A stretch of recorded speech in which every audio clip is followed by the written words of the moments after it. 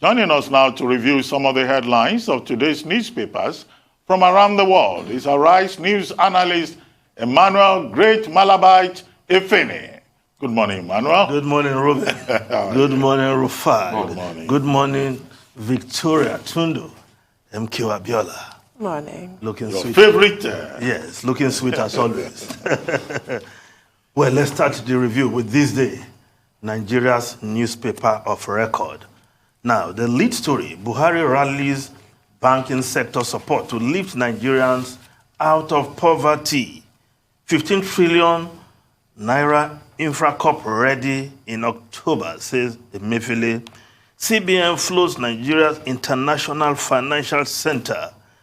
Shibajo urges banks to fund housing projects. Yes, the Institute of Bankers having their conference yesterday, and it was an opportunity for all stakeholders to tell the world what they are doing. But as usual, as it has become usual recently, the central bank again in the thick of things, because it's like the central bank is not the center of gravity when it comes to moving the economy forward. And that 15 trillion infrastructure corporation that we read in October, of course, that in itself will play a big role in changing the face of infrastructure in the country. Not to talk about the idea of floating Nigeria International Financial Center to complement other financial centers of the world. So once again, central bank, they're taking the center stage in key areas of Nigeria's economy. Well, let me just move over to other stories. Now, the Guardian newspaper, Buhari overlooks 33 trillion naira debt burden, 6 fresh 2 trillion naira loans. PDP economists kick as party urges National Assembly to probe alleged looting of loans. About 85% of matured loans are refinanced, economists suggest. You can't take more when 80% of revenue goes into debt. Lagos to borrow 25 billion naira as Sanwo-Olu signs green bond market agreement. Yes, this idea of taking another loan. Of course, other newspapers are reporting this story also.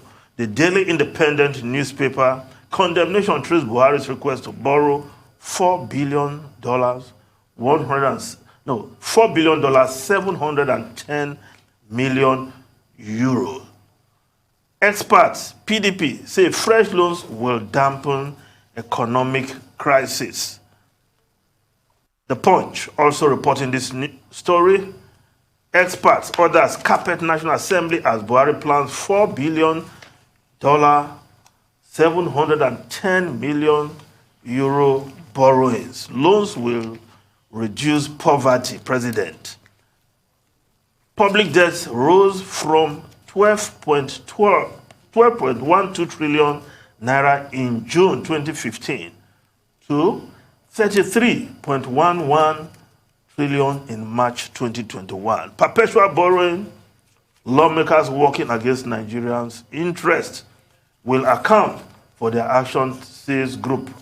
Well, the issue of taking loans, yes, we don't want to repeat that famous saying, he who goes out borrowing goes out sorrowing, but it's become worrisome, even amongst economists and experts in financial matters are saying, look, we are borrowing too much, especially when we spend as much as 91% of revenue to service loans. That is a worrisome development. But the National Assembly, can they put a brake on this? Not when Dr. Lawan is the president of the Senate, because he vowed once that whatever the president asks of the National Assembly, he gets. Now, let's look at other stories. Also on the front page of the Daily Independent, yes, under the photograph there. Let's see the Daily Independent, yes. E-transmission of results. Listen to Nigerians. PDP governors charge National Assembly. on this matter of e-transmission. Yes, if the National Assembly don't do the needful and they end up truncating the progress of the electoral process, which this will bring, Nigerians will hold them accountable at the appropriate time. Dr. Lawan, the Senate President, Gbajabiamila, the Speaker of the House of Representatives, all those senators who went to the loo when it was time to vote, those who claimed that there's no GSM in their villages, and of course, they were all witness when Kaduna State conducted local government election using electronic voting. So all those who are trying to sabotage, undermine the electoral process in the National Assembly, they should know that at the appropriate time, Nigerians will hold them responsible. Now, the Daily Trust newspaper, Security Matters, vicious ISWAP leader Al-Banawi killed. How he succeeded his father, Boko Haram founder Mohammed Yusuf, led terrorist onslaughts on security forces. We are not aware of his death, says military situation dicey. But if we look at this story, yes, the Daily Trust newspaper attributing this to sources, one source indicates that he was killed by the Nigerian military, while another said he was killed in the process of infighting between the terrorists. Well, we need to hear from the military. The other day, after many deaths of Abubakar Shekau, he was finally killed. So we hope this also has to do with the military upping the ante in the fight, taking the battle to these terrorists who don't want Nigeria to be at peace. Now, the Daily Sun newspaper, 6 Nigerians, others named global terrorism sponsors. Abdul Rahman Ado Musa, not our director, 9 Mobile.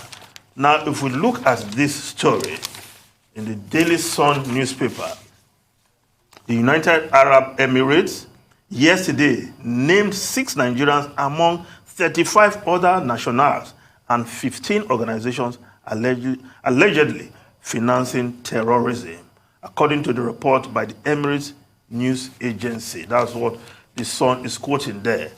Now, what is the Nigerian government going to do? We recall the other day, 4 Nigerians were tried and sentenced in this same United Arab Emirates for funding Boko Haram, specifically. 2 were given 10 years imprisonment each, 2 to life imprisonment. But as we speak, nobody has apprehended or even tried their collaborators in Nigeria. Now, the foreign newspapers quickly, the Times of UK, the Times of London, go ahead, go early to curb winter crisis, Johnson told.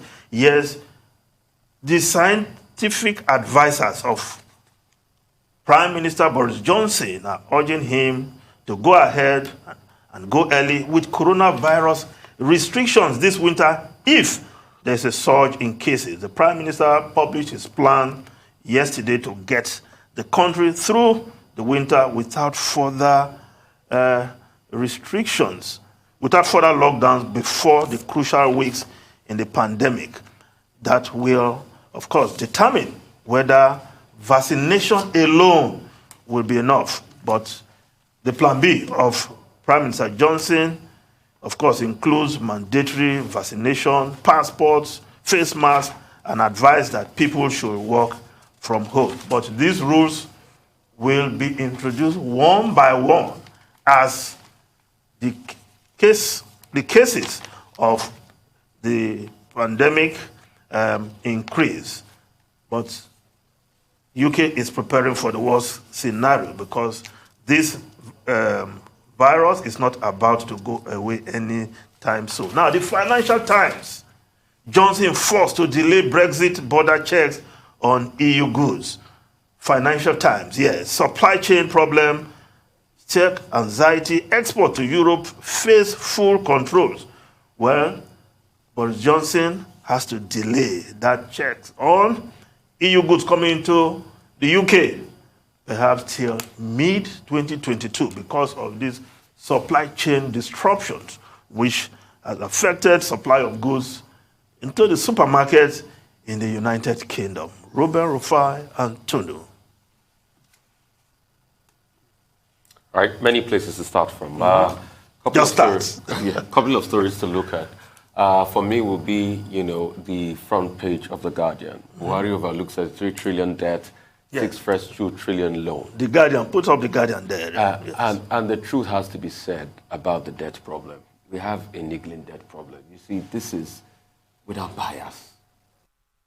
No matter the argument being made in some quarters that yes, we can still take on debts, the argument is not solid enough for me. And these are my arguments. You take on debt to be able to build infrastructure. And in the end, the infrastructure will repay the debt. It will have a knock-on effect on your GDP. That's why you take debt in the first place. Just like a business. When a business takes debt, it takes debt not to go and marry more wives. To expand the business. To expand the business so that it can have more factors of production in place. That's why you take debts.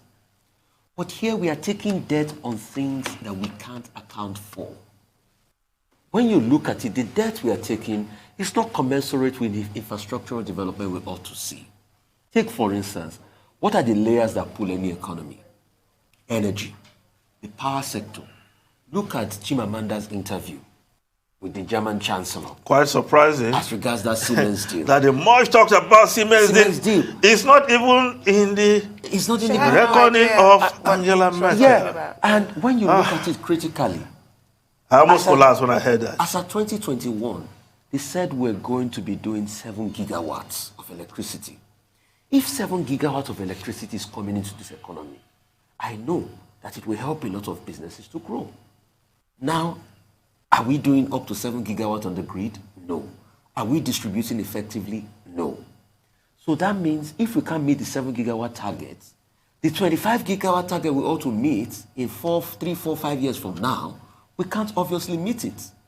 So whatever we think we have borrowed as regards helping that Siemens deal, we already have a clawback on it because definitely we can't meet the quota and we can't develop our GDP. We can't have electricity in the system so that businesses can use.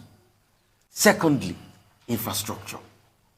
How well have we fared as regards infrastructure? Yes, I will give it to them in the argument. They've built rail, Lagos to Ibadan, all of that. Yes, good. They've built Kaduna. Yes. But the truth is, there are other parts they can open up. How fast are we going to open up those parts? There's that contentious issue about Maradi. What's the reason for that? When we can use to open more rail routes in here. What are the states of the Nigerian roads? Are you not crying over spilled milk? That has been awarded and is being done. Thirdly, the state of our ports. These are things that can spur growth. Our ports have one of a big, very big logistical nightmare. How have we fared with development and doing the work to decongest our ports so that people can move their goods out? So those are the problems on ground. And when we say we keep taking debt, and we are not seeing the knock-on effect, taking loans now. Loans. Then there's a problem. So this is subject to arguments out there. This is not to pull anybody down. And it's not sustainable for the generations yet on board. That's just it. We are not seeing the effect of the debt. Don't forget, this administration has less than 2 years to the end of its tenure. Robert. Okay, I wanted to speak first. No. So don't. Be my guest. Okay, with regard to the foreign loans, the concern by many Nigerians is that we're faced with excessive borrowing. This is the second time this year that the federal government of Nigeria will be going to the National Assembly to ask for permission to borrow more money. The question that is raised is, well, with over $30 billion debt, why are we perpetually borrowing? The explanation from government, 2 explanations. One, they want to fund the deficit in the 2021 budget. Second, the DMO, the Debt Management Office, says that our debt to GDP ratio is still very... we are still within sustainable. Reasonable limits. It's sustainable, okay, within reasonable limits. But the big argument is, okay, all these monies that we have been borrowing to fund budget deficit, to fund infrastructure development, where is the infrastructure? We can't see it. We can't find it, okay? And you are borrowing this money on behalf of the Nigerian people. Now we are borrowing 2 trillion just a few months to the end of the administration. Who is going to pay that debt? Is it the administration that will come after that will be put on a wrong foot from the very first day? So that is where the concern lies. And, I think the concern is quite legitimate. And the argument about government looking for more creative ways to generate funding within the economy, I think is also a very relevant argument. But there's another story of interest about those 6 Nigerians who have been named by the United Arab Emirates. Yes, the Daily Sun as sponsors of Boko Haram, aware of terrorism. I think we should say to the Nigerian government that instead of saying, oh, this is the naming and shaming of our people, the Nigerian government should engage with the United Arab Emirates and perhaps, use that as an opportunity to identify these persons and their links and their associates who may be causing problems, not just for Nigeria, but also for the rest of the world. But our government once threatened to expose those who are behind Boko Haram. What has become of that? The threat now? Or well, Emmanuel Ofeni, we have to go. Yeah. Thank you very much.